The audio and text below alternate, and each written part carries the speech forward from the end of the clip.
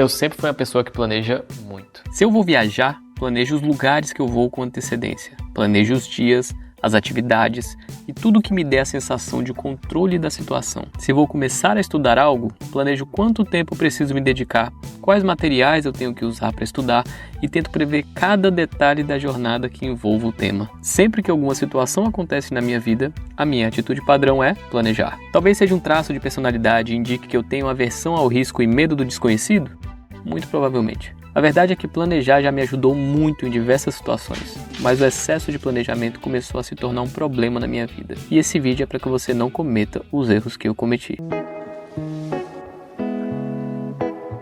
Agir é muito mais difícil do que planejar, e isso acontece por uma série de fatores. Quando a gente planeja alguma coisa, a gente está lidando com expectativas, porque você pode escrever qualquer coisa no seu planejamento, afinal, papel aceita tudo. Você pode escrever no papel, vou estudar 12 horas seguidas na próxima segunda-feira, mas só quando você for executar que você vai enfrentar a realidade, e vai ver que provavelmente foi uma péssima ideia falar que vai estudar 12 horas seguidas no mesmo dia. Além disso, ninguém coloca o fracasso como parte do plano. Ninguém diz, vou estudar 12 horas seguidas e depois de 3 dias vou estar muito cansado, vou desistir e aí 6 meses depois eu vou tentar de novo. Mas essas coisas acontecem. Executar te coloca de frente com um possível fracasso, por isso que é mais difícil. Então entender e aceitar essas diferenças pode ajudar na transição entre o planejamento e a execução. Afinal, o planejamento é extremamente importante, mas é na execução que você vai enfrentar os verdadeiros desafios na hora de colocar esse plano em prática. Afinal, como diz o provérbio, o homem planeja e Deus ri. Ou como dizia o poeta Mike Tyson, todo mundo tem um plano até levar um soco na cara.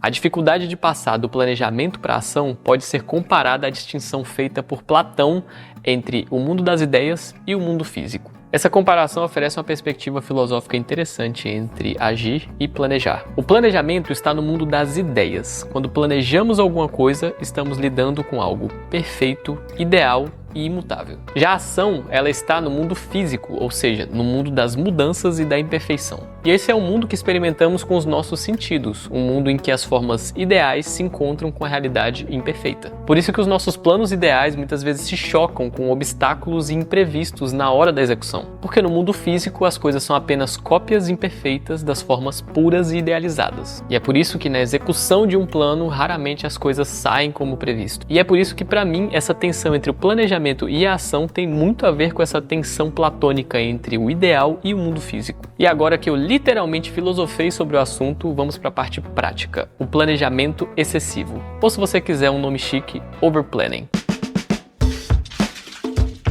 Uma das principais razões para esse excesso de planejamento é um defeito que muita gente adora dizer que tem: perfeccionismo. Qual é o seu maior defeito? Cara, eu me considero uma pessoa... Não fala perfeccionista. Eu sou uma pessoa bastante perfeccionista. E para ilustrar isso, eu preciso contar uma história que eu ouvi um tempo atrás. Um professor de cerâmica dividiu a turma no início do semestre em 2 grupos. O objetivo era saber quem faria o pote de maior qualidade. No primeiro grupo, ele falou para os alunos: olha, vocês têm que fazer o pote de maior qualidade, mas eu quero um pote só. Então vocês façam um pote de maior qualidade, mas só pode me entregar um pote no final do semestre. No segundo grupo, ele falou para os alunos: vocês têm que me entregar a quantidade maior de potes que vocês conseguirem. Vocês serão avaliados pela quantidade, não pela qualidade do pote. E aí o que aconteceu? No final do semestre, os alunos que tinham feito mais potes fizeram o melhor pote, quando que os alunos que se preocuparam em entregar o pote perfeito não chegaram na qualidade dos alunos que fizeram mais potes. Então, os alunos do primeiro grupo seriam os alunos perfeccionistas. Eles estavam tão preocupados com detalhes de como fazer o melhor pote, sendo que não tem como você prever tudo quando você vai planejar alguma coisa.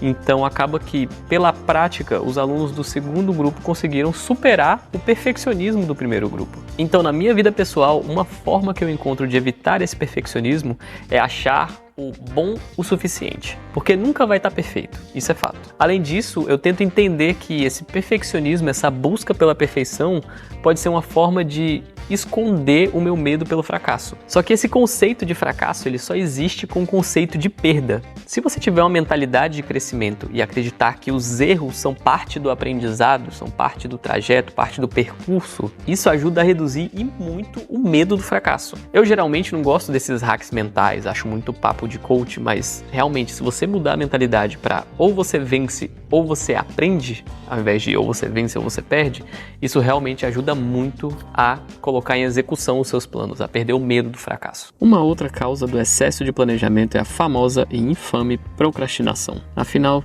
quem nunca ficou ali planejando como fazer as coisas apenas como uma forma de procrastinar? Ou pior, pensou, hoje já não dá mais tempo, vou planejar amanhã cedinho, eu acordo e faço isso. Hoje eu vou assistir uma série do Netflix. Sem julgamentos, até porque eu faço isso de vez em quando. Mas tem uma solução bem simples para esse problema. Sabe aquela tarefa que você tinha para fazer e você procrastinou até o último segundo disponível, mas acabou fazendo? Pois é, você fez, né? E você só fez porque tinha um prazo para fazer. Se não tiver prazo, vai dar merda. O problema com prazos finais e com deadlines é tão grande que tem uma imensa parcela de alunos que não se formam na universidade só porque não conseguiram terminar a monografia, que é uma das atividades que tem um prazo mais aberto na universidade. Tanto que isso já virou até um comércio, tem gente que trabalha apenas fazendo monografia para outras pessoas. Então a técnica bem simples que eu acabei desenvolvendo para essa transição entre o planejamento e a execução é colocar um prazo de validade, ou seja, um prazo final para fazer essa transição.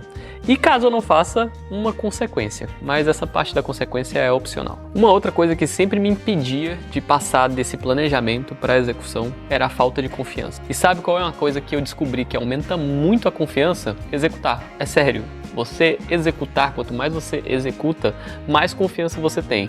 Eu posso citar aqui como exemplo, sei lá, a primeira vez que você dirigiu um carro. Provavelmente você não tinha tanta confiança assim a primeira vez que você dirigiu um carro. E eu digo por experiência própria. A primeira vez que eu dirigi um carro, eu achava assim, inacreditável como é que alguém conseguia prestar atenção na estrada, prestar atenção no volante, nas marchas, quando que você tinha que trocar de marcha. Pra mim isso era um mistério. E tinha gente ainda que conseguia mexer no volume do carro enquanto dirigia, assim, absurdo. E depois de um tempo, depois de algumas vezes dirigindo, eu fui adquirindo mais confiança e vendo que não era tão difícil assim. Então, o segredo para adquirir mais confiança é justamente fazer. E para fazer, para executar, uma das coisas que mais me ajudam é retirar a resistência para fazer essa atividade. Toda vez que eu vou fazer uma atividade, eu me pergunto quão fácil para mim é fazer essa atividade. Então, eu sempre tento deixar a atividade mais fácil de fazer do que de não fazer.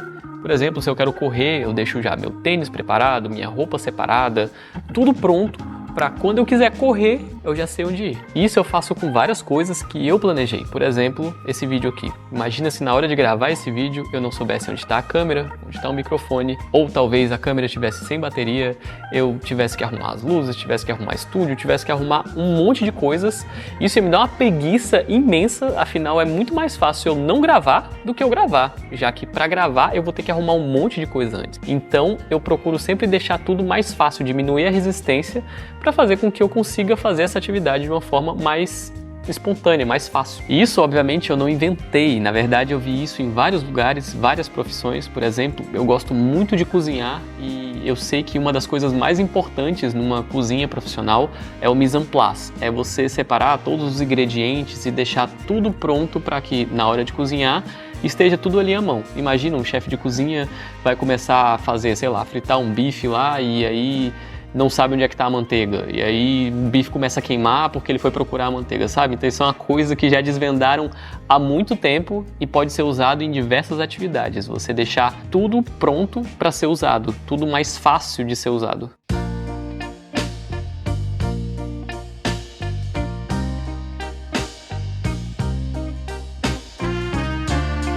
Esse ano eu estou tentando sair um pouco mais do planejamento e entrando um pouco mais na execução. Esse vídeo, por exemplo, ele demorou mais do que eu imaginava para poder sair, exatamente por conta de um excesso de planejamento. Só que eu percebi que planejar o vídeo perfeito não necessariamente vai fazer com que o vídeo seja perfeito. Mas fazendo um vídeo de cada vez, eventualmente eu acabo chegando um pouco mais perto dessa perfeição. E assim, eu sei que não é uma coisa que acontece da noite pro dia, não é uma mudança tão fácil, até porque é algo que eu fiz a minha vida inteira, então é difícil mudar de uma hora para outra, mas eu tenho certeza que a mudança vai valer a pena.